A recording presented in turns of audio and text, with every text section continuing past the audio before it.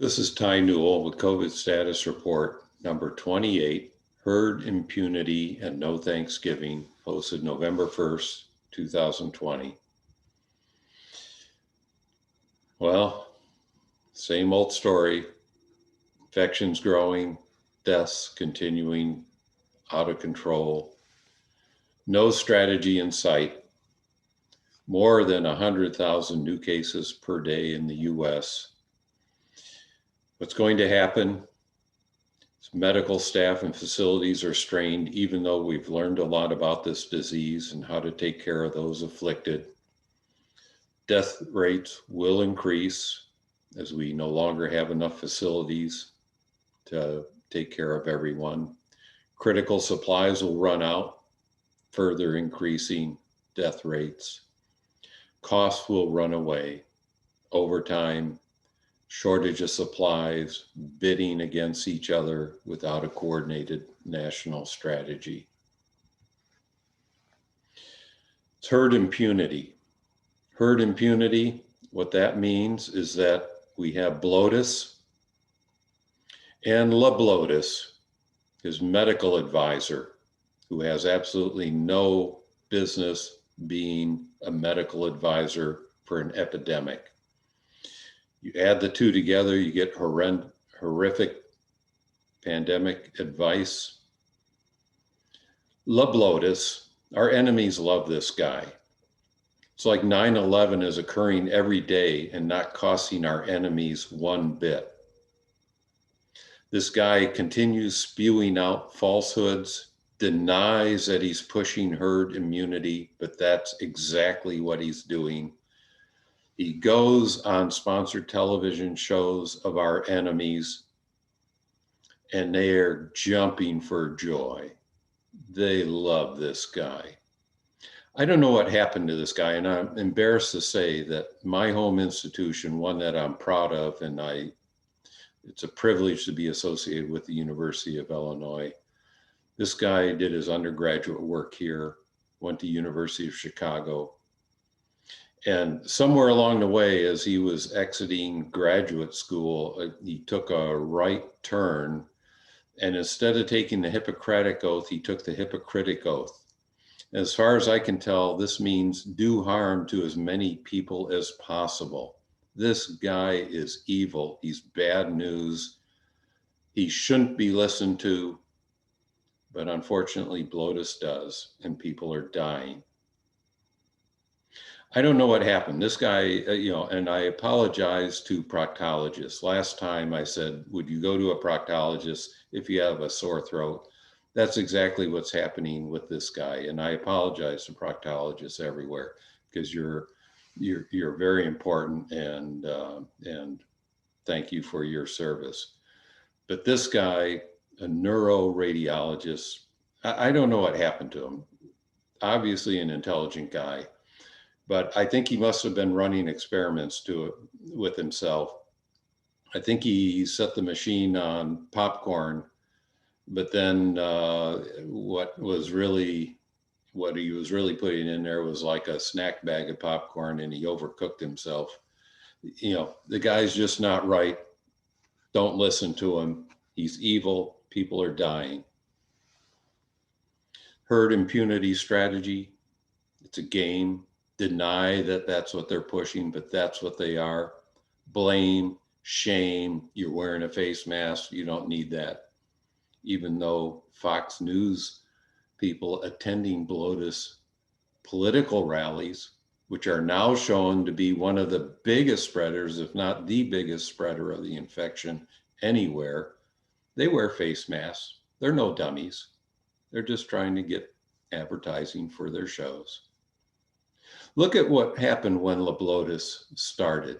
As we've talked about this infection parameter, conceptually, the number of people who are infected by an infectious person over a 2-week COVID-19 infectious period.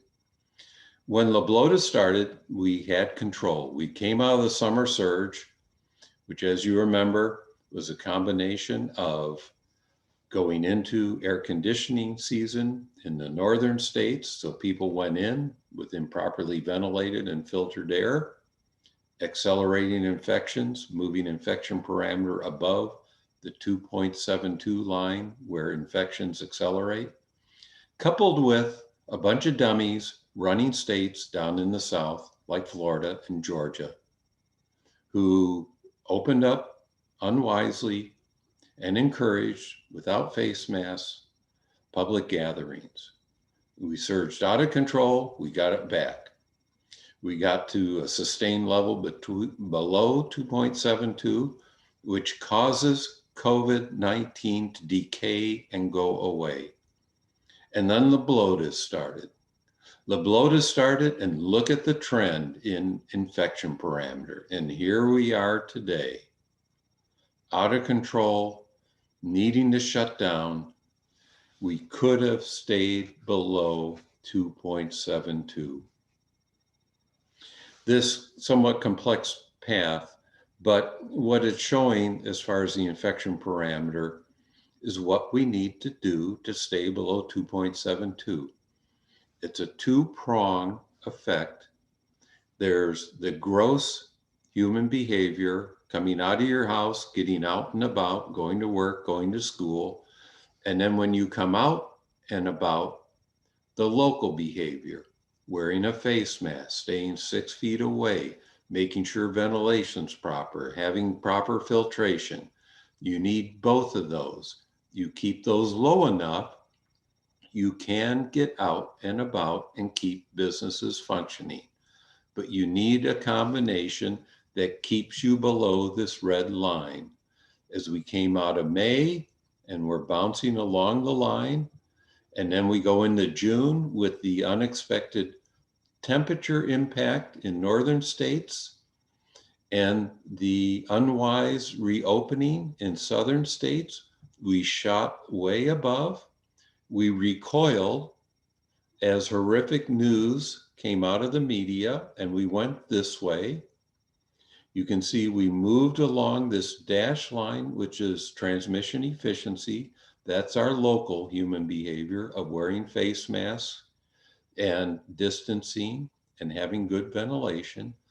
And then once we started to catch our breath and we said, okay, we need to get serious about wearing face masks, people did. So we could lower toward this dashed line, a lower transmission efficiency, as well as start to come back out again, which we did in August, while maintaining a level below. And then Leblotus joined the team. And as Leblotus joined the team and said, we need to just not do anything. Face masks don't help. Listen to Blotus. I agree with him. And here we go into September, screaming up here, and then into October, and here we are today, well above this borderline, infections out of control, people dying, people just getting strained and fatigued, and it didn't have to happen. So we move on.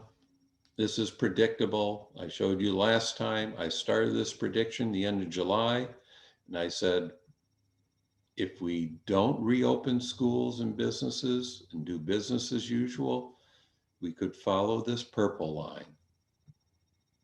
If we reopen schools, we're probably going to follow this green line. These are lines that take into account the temperature effect along with reopening. If we don't get much of a temperature effect, we'd follow this red line. The temperature effect in the fall is a beneficial effect between 70 degrees and 50 degrees, where we open our windows, we go outside, we ventilate our buildings more than usual, and that helps knock the disease out, coupled with still being careful as we do interact.